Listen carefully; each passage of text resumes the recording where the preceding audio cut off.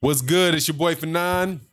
I'm going to talk a little boxing with one of my favorite channels on YouTube, the Cornerman Radio. We got the host from the Cornerman Radio, Barzini, in the show, and we're going to talk about a lot of the rulings or a lot of the announcements that came out yesterday from the WBC. And so we're going to get into it, man. Barzini, before we get into it, let me say a couple things. Please like and subscribe. Because we're definitely going to do some more live streams talking about these exact subjects. So the best way to know about the live stream is to subscribe and hit the bell icon and then select all notifications. And that way you'll know when we're going to talk about these and cover these in live streams. And also thank you to everybody that donated in the super chat and in Patreon and Venmo. Definitely appreciate the support, man, because we're trying to raise this money for these causes. And every time y'all do it, it really does help out a lot. So with that, I want to introduce the Cornerman Radio. Hey, Cornerman, before we get into the subject, or Barzini, before we get into the subject, let them know how to get in contact with you. Man, subscribe to the Cornerman Radio on YouTube. Man, we got the illest interviews. Man, you can also check out my new song, Philly versus Everybody, with Gilly the Kid, A.R. Rab, Oskino from State Property, Louis V. Gutter, Quilly. List goes on.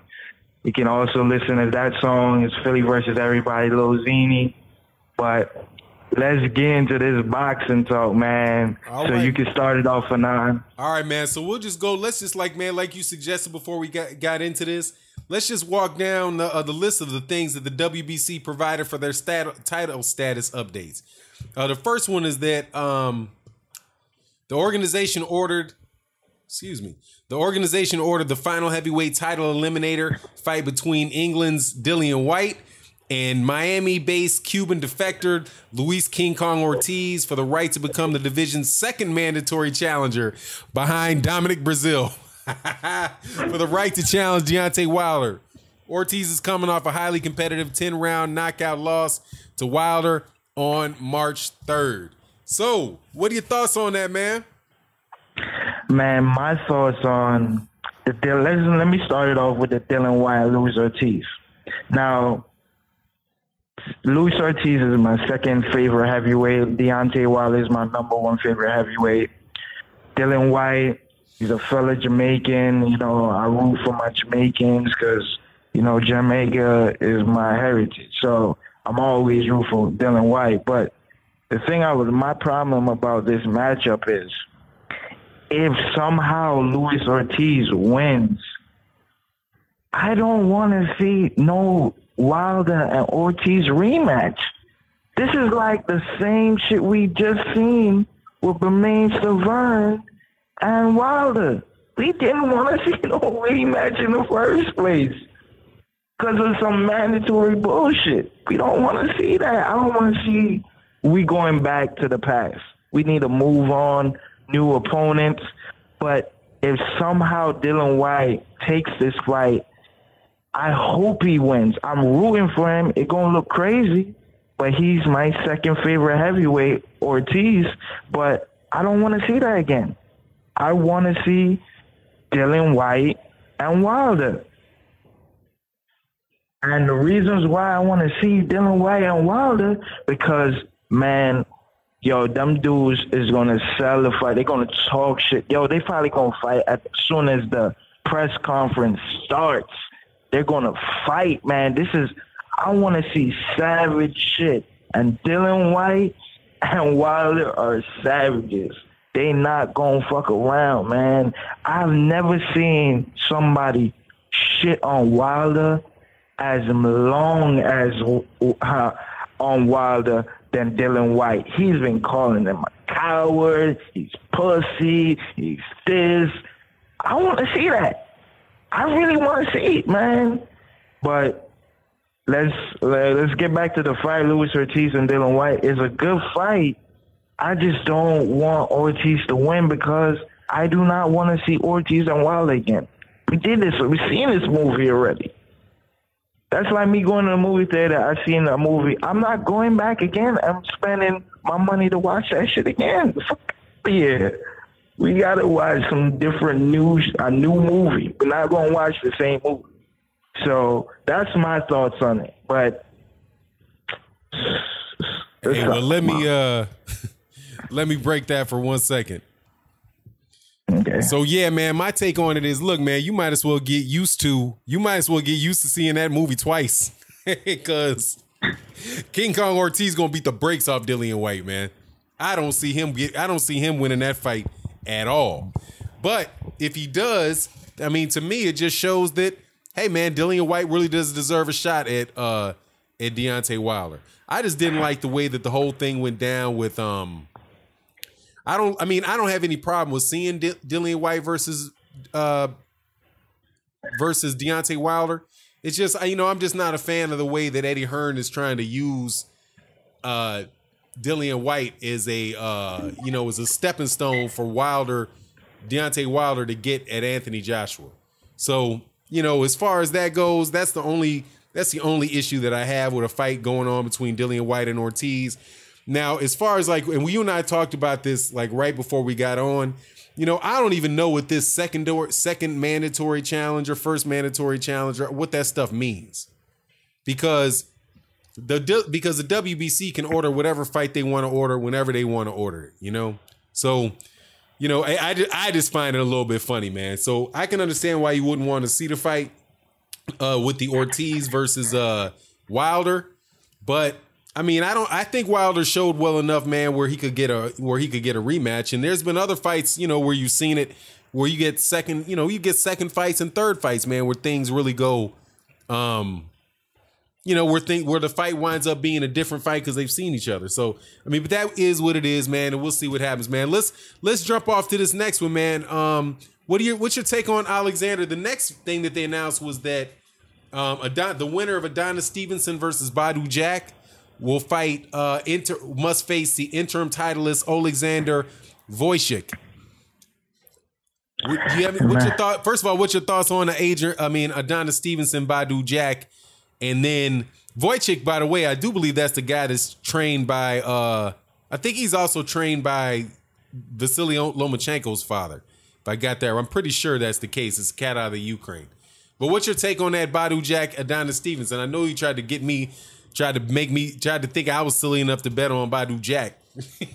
So, what's your thought, man? Man, a couple of people bet me. My co-host, Boxing Eye, he bet me on that fight. Trap House Boxing, good friend of mine, he bet me on that fight. They all took Badu Jack. I guess a lot of people is taking Badu Jack. Now, the thing about that fight is Adonis Stevenson is my favorite light heavyweight. Badu Jack was my favorite super middleweight.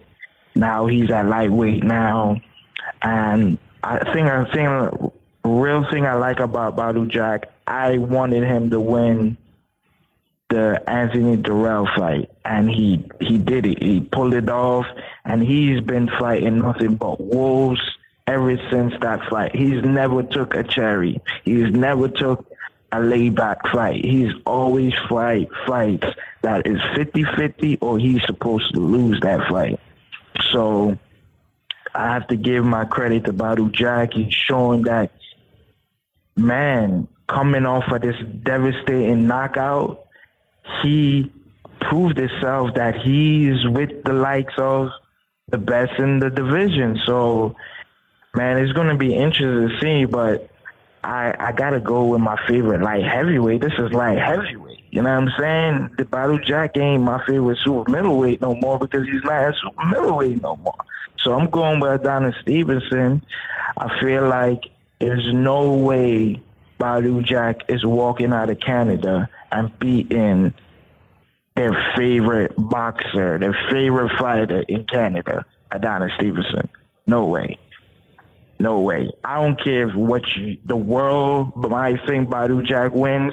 There's no way he's leaving Canada and taking Adonis Stevenson title. No way. I don't see it happening. That's my thoughts on it.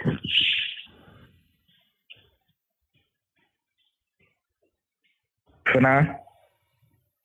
Yeah, I'm sorry, man. I had my thing on mute, so we didn't get any feedback. Sorry about that. Yeah, I got Adonis Stevenson in that fight just because I don't see Badu Jack knocking him out, and I don't think Badu Jack's going to outbox him. Because I think that Adonis Stevenson's a bit of an underrated boxer. And like you said, man, hey, you know, at the end of it, he only got to touch the dude once. And then, hey, man, it's sleep time. But we'll see, man. It's a good fight. I think it could go. I might have it more of like a 60-40 fight. But at the same time, you know, Adonis Stevenson getting a little older, and you never know when Father Time going to catch up with you, you know? So that is what it is. Let's bounce on to the next one. And that is Jose Ramirez and the interim title holder, Regis Porgray, are in right now they're in the negotiation period for their mandatory fight. Who do you have with Jose Ramirez and Regis Porgray? Man, my take on this fight, man. Regis Porgray, I speak to him time to time because, I would be getting cool with these fighters, man. But Ramirez has been impressing me. He beat the undefeated Mike Reed. I bet against him. I thought Amir Mom was going to beat Jose Ramirez, and he proved me wrong. He beat Amir Mom. Amir Mom won some couple rounds in the fight, but Jose Ramirez was a little bit much for Amir Mom. You know what I mean? But he didn't beat Amir Mom better than my boy Granados. I got to shoot out my boy Granados. But let's get into Regis Porgray and the Ramirez fight. This is going to be a tough fight, man. Tough fight. It's definitely... Regis going to have to pull up. He going to have to knock out Ramirez because I just don't see him. It's going to be hard for him to beat that obstacle of taking Bob Arum, new golden fighter, because they could do a whole lot with Ramirez. He's a draw in Arizona and California. He's selling out there. That boy can pack a seat. It's going to be hard. I really hope Regis Porgray is going to win.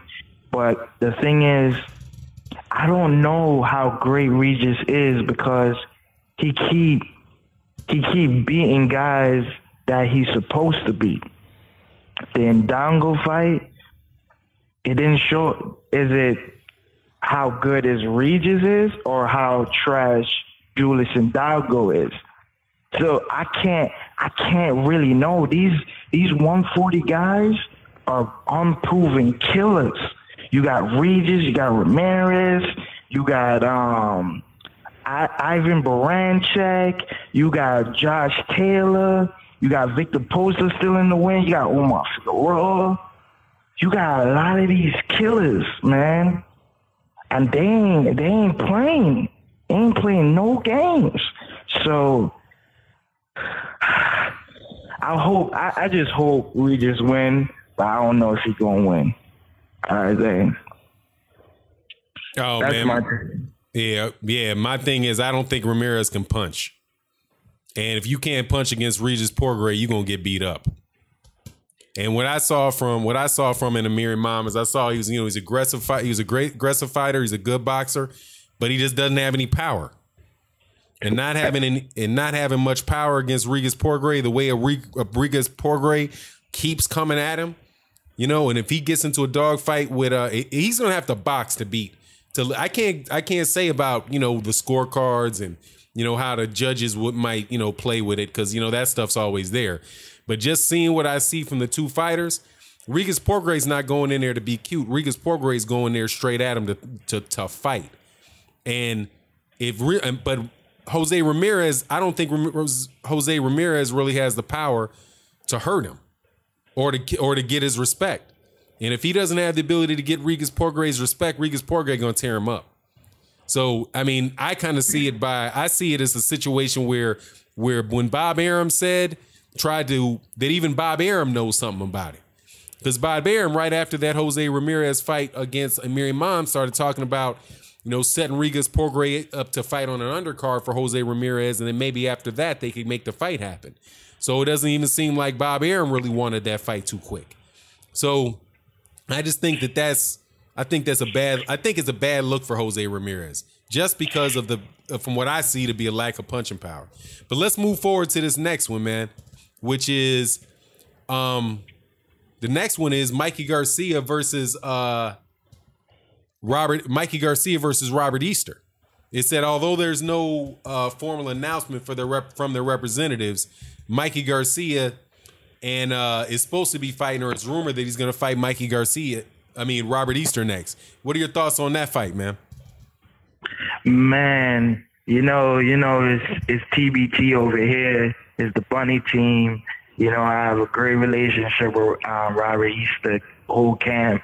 I had Robert Easter on my show a couple of times doing interviews, and I'm going to have him on my show real soon again so he can talk about this Mikey unification fight. But it's really tough, man. This is going to be tough. It's like, either Robert got to go hard or go home, man, because right now he's been having a lot of debatable fights with Shanikov, Richard Kami, Javier Fortuna. People even said those guys won, but I had a Robert Easter winning.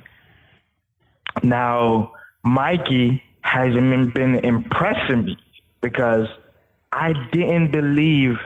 I thought Adrian Broner and Mikey was going to be a 50-50 fight.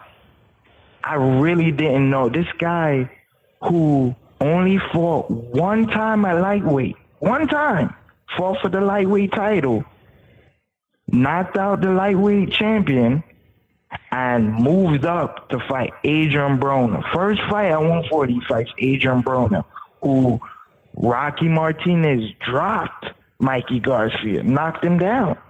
So you looking at this fight like, damn, this got to be a 50-50 fight. You know what I'm saying?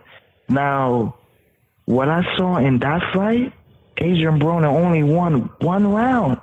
Mikey just decapitated Adrian Broner. Just, oh my God. I'm like, what the fuck is this? Oh, excuse my language and stuff, but I couldn't believe Mikey beat Adrian Broner that bad. I couldn't believe it. And I had Mikey Garcia on my show. I talked about the Robert Easter fight. I talked about the Adrian Broner fight. I told him to fight Robert Easter first, but he wanted to fight Adrian Broner. Before Adrian Broner beat him, he went up again to fight Lipinets, took the title, vacated it because he didn't want no smoke with Ivan Baranchyk. I said it. I called it. I told him he ain't going to want to fight Ivan Baranchyk because Ivan Baranchyk going to beat him, take his title. He don't want no smoke. I knew he was going to vacate it. Ivan Baranchyk is going to kill Mikey Garcia. Now, back to the Robert Easter fight. This is going to be a competitive fight, but I have to go with my boy, TBT, Robert Easter. He funny, man. I got to go with him, man. Yo, I'm a loyal dude, and I'm going to rock out my guy till the wheels fall off. And I know I'm going to sound crazy to a lot of people or biased, and I know a lot of people going to pick Mikey Garcia, but I'm going to go for the underdog, and I'm going to go for the shock. You're going to see the best performance of Robert Easter life. You're going to see him fight like a tall fighter, like he was supposed to. He's going to use that length. He's going to use that jab, keep Mikey at bay, because Mikey is not an aggressive fighter. He's a counterpuncher, and he picks his shots well. So all these people who thinking Mikey is going to denominate Robert Easter is not happening. So that's my take on it. Oh yeah, man. I ain't gonna pick one on that one. But I do appreciate what you're saying though.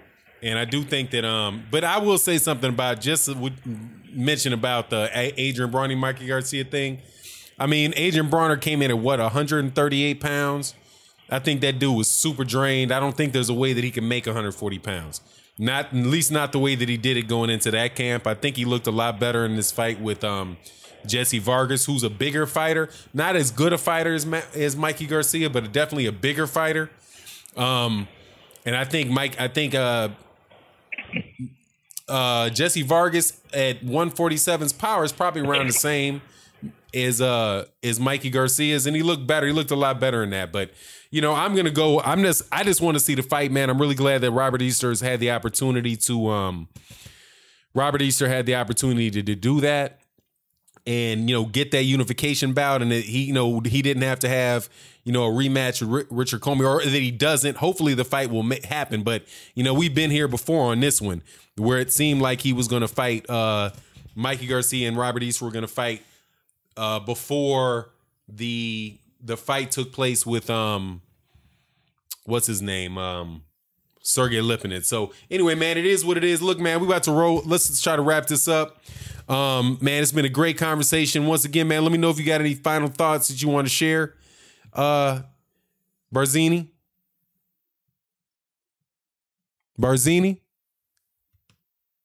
I thought we was gonna get into Sean Porter and Danny. Sean, I'm sorry, man. I missed the Sean Porter and Danny. I'm sorry. I saw the 20-minute mark. I usually always do that one, man. I'm sorry. I must have skipped over to Sean Porter and Danny. Yeah, man. Let's talk about Sean Porter and Danny. What are your thoughts on that, man, and the Keith Thurman situation? Man, it's Team One Time. My favorite fighter, number one favorite fighter, Keith Thurman. I'm kind of sad that Keith Thurman vacated, and here's my reasons why. Keith Thurman vacating his title. Sean Porter and Danny Garcia, they're not. If whoever wins that fight is not going to fight Earl Spence, is not going to fight Terrence Crawford. I don't believe it, because they keep saying, Danny's saying Terrence Crawford and Spence got to fight each other before they fight him. When this dude don't even got a belt. You got Sean Porter saying Earl Spence is not on my radar. He was on my radar 3 years ago, 2 years ago, 5 years ago, 1 year ago. So he ain't on his radar this year. So it's like the nerve. I really wanted Sean Porter to fell to the salt and have to fight Spence and force, but it's not going to happen. He got saved by Keith Thurman vacating the title. I felt like Keith Thurman would have fought the winner of Spence and Terrence Crawford, because he would get a career payday and he would have fought the winner. And he could have went on to the sunsets after that fight. Win or lose or draw, he would have went to the sunsets. So I knew he would fight Spence if he could beat Terrence Crawford. But it ain't happened. He vacated. So, hey, we got to move on. The Danny and Sean Porter fight, this is going to be entertaining. But what's more entertaining about this fight is Kenny Porter and Angel Garcia. Them dudes is going to be fighting.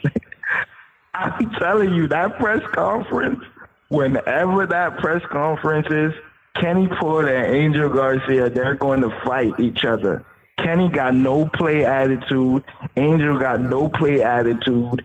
This is going to be amazing to see. It's going to be amazing.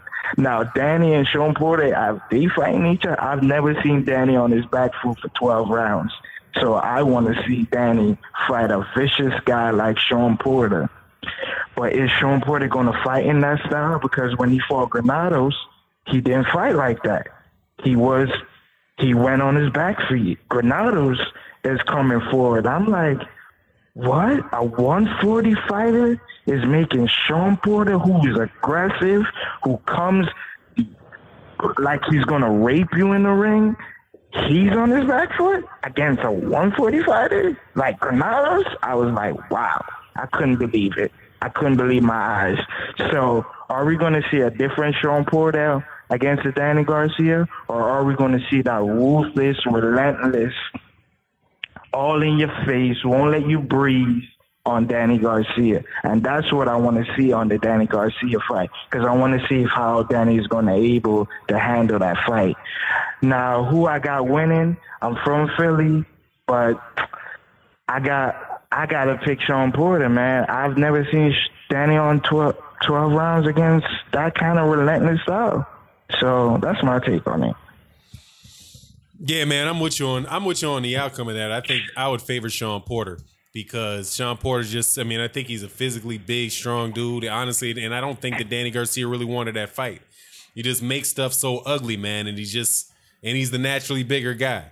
And it would be interesting to see Danny Garcia on his back foot for 12 rounds. And I think the reason that Granados was able to get Sean Porter on his back foot during the later half was I think that might have been his hand. At least that's what Sean Porter said. So, I'll take him at his word. So, I want to see the fight, man. And, anything to keep moving it along. Ultimately, of course, I want to see Errol Spence get in there with a Thurman. I really would have liked to see that fight. But the more he got injured, the less interest there was in that fight. So just as long as there's some movement in the welterweight division, man, I'll just, I'll take it, man. I'll take it any way it goes. So, hey, man, so let me wrap this up. Hey, man, thank you for having me on the show, for coming on the show. And let them know again how to get in contact with you, how to check out your stuff. Is the Cornerman Radio. Subscribe to my channel. Man, you're going to see exclusive interviews. You're going to see a new Jerry Hurd interview, new Terrence Crawford interview, new Robert Easter interview. I'm going to try to get Mikey again. Hopefully he comes back on. And I'm going to interview Omar Figueroa and see his thoughts on what happened with his shoulder. Is he okay? And when he coming back? So you're going to see more interviews on my channel. Look forward to it. I hope I get to do some more collabos with Fanon because he got a phenomenal show. You should have called yourself Phenomenal because this show is phenomenal. Man, for real, Fanon. So, man, appreciate you for having me on, man. Hey, no worries, man. It's one, man. So, all right, man, we'll get back. We'll do it again, man. Peace, everybody. And we out. Peace.